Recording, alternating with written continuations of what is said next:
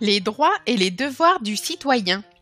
L'Organisation des Nations Unies, l'ONU, qui comprend 193 États, a adopté de nombreux textes affirmant les droits fondamentaux de la personne humaine. Comme la Déclaration universelle des droits de l'homme de 1948 ou la Convention internationale sur les droits de l'enfant de 1989.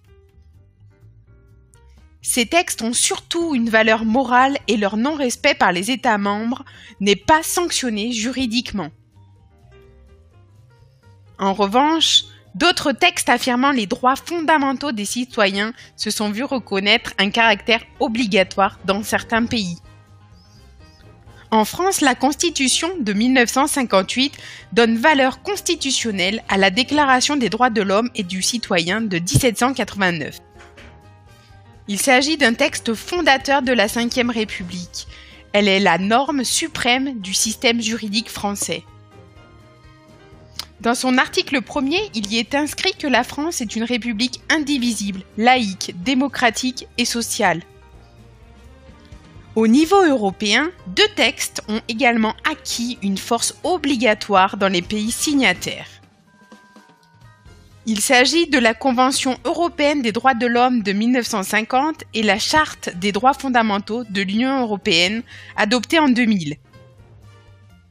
Pour faire respecter les droits fondamentaux, les citoyens peuvent intenter des actions devant les tribunaux nationaux ou européens, comme la Cour européenne des droits de l'homme. Les associations de défense des droits fondamentaux comme Amnesty International, par exemple, interviennent pour informer le grand public des atteintes aux droits fondamentaux de la personne humaine et faire pression sur les gouvernements responsables pour qu'ils changent d'attitude. Les citoyens bénéficient de droits garantis et protégés par l'État, classés en 3 catégories.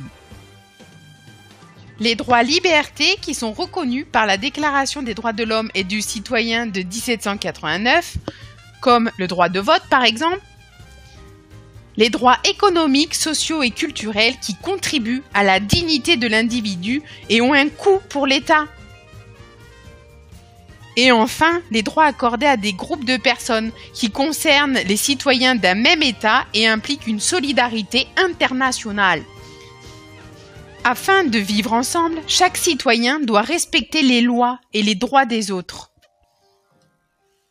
Ils ont le devoir de payer leurs impôts ou bien de permettre le fonctionnement de la justice en assurant un rôle de juré. Il existe cependant des limites aux droits fondamentaux qui sont liées à l'ordre public s'il existe des troubles. Toute opinion n'est pas bonne à communiquer. Incitation à la haine raciale, par exemple. Aux devoirs et obligations des citoyens, respect de la liberté d'opinion et d'expression d'autrui, par exemple.